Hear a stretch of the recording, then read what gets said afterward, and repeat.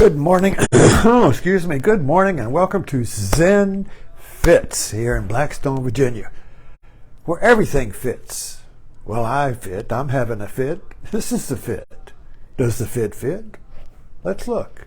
The title of today's talk, this beautiful Monday here, is We're Prisoners of the Mind. We're prisoners of the mind. Well, I should add, we're prisoners of our own mind. We're prisoners of our mind. So this is really a Zen talk in the sense that the goal of Zen is to arouse the mind, your mind, that doesn't rest on this or that. It doesn't rest on this form or that. Form is phenomena. And like this cup of coffee is a form. We just give it a name, coffee cup. But then these beads are a form. Give them a name. This shirt is form. What is it? It's a shirt. So we give forms names, you see. And then, of course, we believe the name is the reality. Like this cup actually exists in the cosmos. Warhol's art was about that. The soup stand, the soup can, does it stand alone? Is there a coffee cup in the cosmos? Is there an ideal? Is there an idea of coffee cup, of which all of the coffee cups are a manifestation of it, you see? I was getting into Plato. Played with that, you see. So is the coffee cup a coffee cup? Or is the coffee cup just clay? And then all cups are clay. So the clay is the one, and the manifestation is the particular coffee cup it's made out of. But you can't see the clay, because all the clay comes in a form. So whatever form you see, I wouldn't. God, Lord, my mind. We love these coffee cup mugs. People keep giving us coffee cup mugs. I got shelves full of coffee cup mugs. I got shelves for coffee cups we don't want. I got boxes for coffee cups that don't fit on the shelves. You see. So they kind of like they eventually evolve or work their way slowly to the landfill or no, Goodwill. Oh, somebody could use that coffee cup. Give it to Goodwill, you see. I digress, but the point is there's an infinite number of coffee cups, but they're all made of clay, but you can't see the clay because the clay too is form. There's a lump of mud, you say, oh, that's clay. That's clay. It's different from the other mud. So whenever we say form or anything, we're discriminating. I say this is a coffee cup. Well, how do I know it's? Well, it's not a glass. This is a mug, so it's not just a little teacup, coffee cup. You see, so we discriminate. So as soon as you say something is something, there's a discrimination there. Say it's this because it's not that. Everything comes in twos, just like on Noah's Ark. Noah's Ark, metaphorically, is the mind where everything comes in pairs of opposites. So this is a pair of opposites. There's a cup and there's not cup. I know it's a cup because it's not the background. Now you see, if this merged into the background, let's take this room right here. See all these artifacts here? All these, I bring these up, these are all, you see, these are all artifacts. And say, now this, let's just play with this. I just brought this to the foreground. And I say, well, here's a form. Now, what is it? Well, you would say, well, it's Hote, the happy monk, the happy Buddha. It's Chinese, maybe Japanese. The happy Buddha, the traveler. You see, Hote. I'll put it back here. Now it becomes part of the background. Now suppose you walk in here and you see that, you just see this background here, and then I would point stuff out. I say, oh, well, what is this? I bring it to the foreground of the mind. Now it's an object. Now you're looking at this. The background is blurred now. You don't see the background. Well, you know the background is there, but you don't. What you're looking at is here. You're looking at this, and I say, oh, what is that? Isn't that so interesting? Oh, well, it's a little 1 minute. Minute glass. Isn't that clever? Oh, that is. And then we put that back. We say, well, what else is new? So we bring other things to the foreground. But the point is, when I bring this to the foreground, out of the background, it becomes something. And it has a name. I say, well, what is its name? What is it, you see? But still, it's this because it's not that. But that, you see, is its mother. This comes out of that. But you can't, if you see that, it also becomes the foreground. Now you look at the whole thing. You say, oh, what is that, you see? Well, this is the background. Now the background is now the foreground, and now there's a new background. Well, the new background is the wall up there, or maybe the house, you see. So there's always a background to a foreground. And we can make the background a new foreground, but when I make the background a new foreground, that creates another background that is blurred, out of focus. You do this with photography. You focus on a pigeon on a wire, the street becomes blurred and all you see is the pigeon. And then if you zoom back into the background, the pigeon disappears into the street. We do all these puzzles on Facebook and social media, you know. Can you see the pigeon in the dots, or can you see the monkey in the tree? All these little puzzles and all that. Well, the point is we're trying to get at in this roundabout way here is understanding that there are two minds. One is discriminating or judgment, in the sense that if I hold up an object, you make a judgment whether it's good or bad. See, in other words, I'll go back there. But the idea, there's a judgment mind, a discriminating mind that weighs. So if you do so, which is the better hand? The discriminating mind will choose one. This is better. This is better because it's the right hand. This one, now left hand, is not so good. Now this is the one, you see. So the discriminating mind is always trying to choose the one from two. That's just the way it works. And it's a necessary mind. You can't go shopping without a discriminating mind. When you shop, you pick through this. Is this the better orange, or is that the better orange? You watch people do it. You do it. We all do it. We have to do it. Just go pick some oranges. Well, I'll get a bag of oranges. But then you weigh the bags. Well, there's a rotten one in this one. I'll get this one. So this mind is always choosing, picking, weighing, calculating, getting the one. It wants to get the one, you see, but it wants to get the one out of two.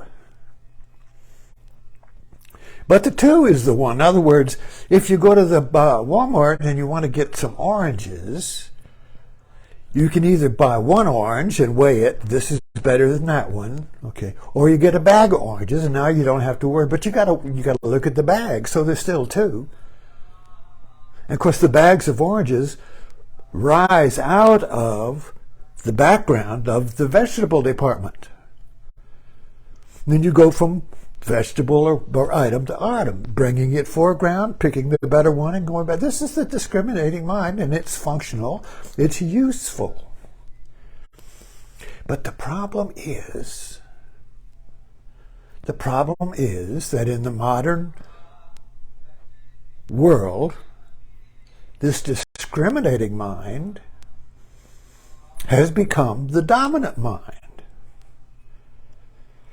And the other mind is the background that we never use. You can't use the background. Because as soon as you use the background, in other words, this is the background, but if you just, it's interesting. This is in my foyer, and I've got Buddhas and Shivas and all kinds of interesting little objects here. And people will come in here and they will just bypass it. They won't even look. I used to have a photography studio here. Maybe that's why people stopped coming.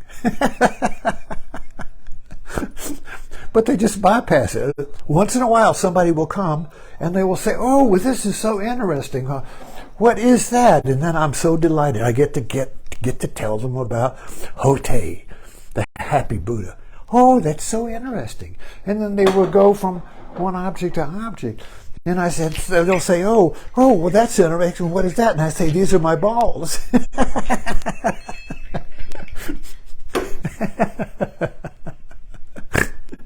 No, I digress. But you see, the point is, there is a point. But even to have a point, you have to have a discriminating mind.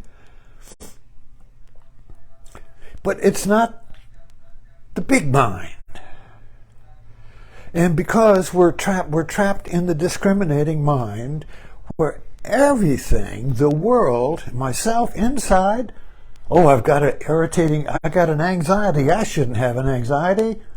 I've been practicing yoga and Buddhism and all that. I shouldn't be irritated, you see. I should be peaceful. Right there, the discriminating mind. The irritation comes up, and I shouldn't have that. I'm going to get rid of it, you see. That's discriminating mind. So it's the discriminating mind that creates the irritation. It's the discriminating mind that creates the negative and the positive. If you go to get some oranges at Walmart, you're going to pick the best one. One's positive, one's negative. Everything comes in a pair on Noah's Ark. It's just the way it is. But the problem is, we think Noah's Ark is the only boat. If you take away Noah's Ark, what are you? You're the vast ocean. So this is really about awareness. Albert Loeb brought this to my mind, framed the question like this. There's awareness of. Now, awareness of is two, because you have awareness. Take this, for instance. Or first of all, this is just a coffee coaster, okay? It's one, right? It's one. It's nothing here. You say one. But yet, it's two because it's this and not the rest of the room. See, if the rest of the room wasn't here, you couldn't see this. Because it would just be everything. You couldn't, if it was everything, if it was the one, if this was everything, you couldn't see it. Because there would be no contrast. There would be no way to compare it. There would be no way to weigh it, to measure it. What color is it? There would be no characteristics. It would just be one. You couldn't see it. So there would have to be one thing that it wasn't in order for this to pop into view, into the mind. So the point is, the discriminating mind creates two in order for something to exist. So when I pick this up, you see, I have brought this into existence, and I asked, well, what do you think this is? You see, you didn't even notice it before. It was sitting on the table. It just didn't. It wasn't even there. It wasn't there until I picked it up and said, "Hey, what's this?" But then if you turn it this way, you see, now changes the whole game here. Now we've got two. Now I've got the old hag. See her eye and her chin and her mouth, you see, and her hair here. Or the princess. The princess is she's looking away in that direction, and that's her little right eyelid, and that's her chin, and that's her neck, you see, and that's her ear. This is two, the princess and the hag, you see. But if I say, well, which is this picture? Can you say it's the hag? Because it can't, because the hag is the princess. Is it a picture of a princess? When I hold this up, most people say, oh, I see a princess, but I don't see the hag. That we have a lot of puzzles like that on social media. See, which is it? Well, you can't say. The discriminating mind is fucked, so to speak. The discriminating mind can't say which it is. If it says it's the hag, it's wrong because it's the princess. If it says it's the princess, it's wrong. Now this is Zen. The master holds up a picture and he says, if you say this is a hag, you're wrong. If you say it's a princess, you're wrong. Now what is it? Choose, I'll hit you with it. That's a Zen cone. So what is this doing? It is arousing the mind that does not discriminate. It's arousing the non-judgmental mind. And that's no mind. And so we can't even contemplate this. We can't even work with it because we think everything is either this or that. That's the law of our logic, and it goes all the way back to Aristotle. It's the logic of science. But it cannot handle ambiguity. This is ambiguous. So ambiguous means there's no one. There's two ones and they're both the same. So this gets into Zen. Like Zen will say, Hakuin says in his praise of Zazen Samadhi, true self is no self. What? True self is no self. That's ambiguous. That's like saying the hag is the princess is the hag. So what is true self? Well, true self then is beyond the pairs of objects, the pairs of opposites, you see. True self is one mind before it becomes two minds, this or that, you see. If I see the hag and that's all I see, that's one mind. If I see the princess and that's all I see, that's one mind. Mind is what it sees. Mind is the object that it perceives. There's no separation. You can't, if you're looking at me, you can't separate you looking at me. You are looking at me as you. Can't separate it. You can in your imagination. Oh, well, I'm here and he's there. But that's a mind trick. The mind separates, and so it can see objects, and so it can see a world made of objects. And then Zen comes along. See, we see a world full of things. Good things, bad things. And then Zen comes along and says, from the beginning, not a thing is. What? From the beginning? When is the beginning? Back at the Big Bang, there's no things? No. From the beginning is right now, before it becomes two. Who are you before you become two minds? True self is no self. From the beginning, not a thing is. Coming and going, you're always at home. Coming and going, this or that, you're always one. So all these little puzzles and Zen koans and tricks and spirit, non-duality. What non-duality is the one that is not two, but you can't say non-duality because then you made it a one. So you can't even say non-duality because then you've made it two. Non-duality and duality, you see. So non-duality doesn't exist as long as, because it's two. Duality, non-duality. Princess, hag, you see. This is useful. This is a useful mind for shopping at Walmart. And creating stuff. But you don't create anything using this mind. You choose from what's already created. The creative mind is beyond choice, beyond this and that. If you ever created anything, it comes as a whole. If you have ever had an idea that solves the puzzles, the idea comes as a whole. It doesn't come as two. It's the two that causes the problem. It's the two that the discriminating mind cannot get out of that causes the problem. And the problem awakens the one mind that comes rushing in like a light and says, oh, I see. When you say, oh, I see, that's not two, that's one. But then we break it down into, all right, now let's work out this idea and put it into form, you see. I get an idea for a new coffee mug. The idea for the coffee mug is not two. But now I work it in, you see, I start making it, oh, here it is, it's this, and it's not that, you see. So the prison of the mind, getting to close this talk, the mind that we're imprisoned in is the discriminating, judgmental mind where everything comes in twos. True mind is the one. True self, true mind.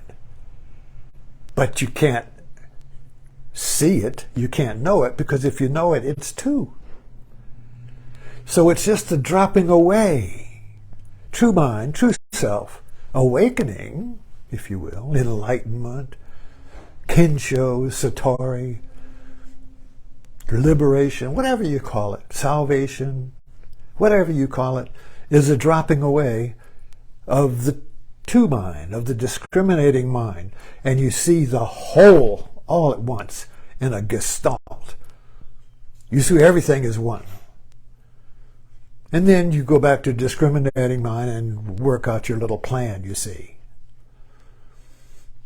So first there is awareness. There is awareness as, which you could say, is the infant mind, the baby mind, the child mind that Jesus says you need to get into the kingdom, is the mind that does not discriminate. For the little baby, everything is one.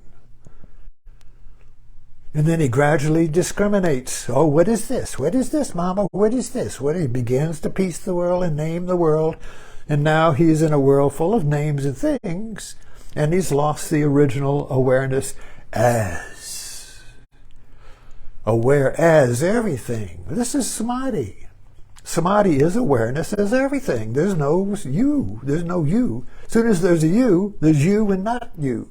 You in the world, I in the world, I in it. And there's our prison. There's the prison. I and the world are two. And I'm in prison in this because everything comes in two and I can't find the one. I can't find the original one that I am, you see. You have to just drop. The Dogen says, drop the body mind. Drop the two. And you're free from prison. Thanks for dropping in. Come on, get off.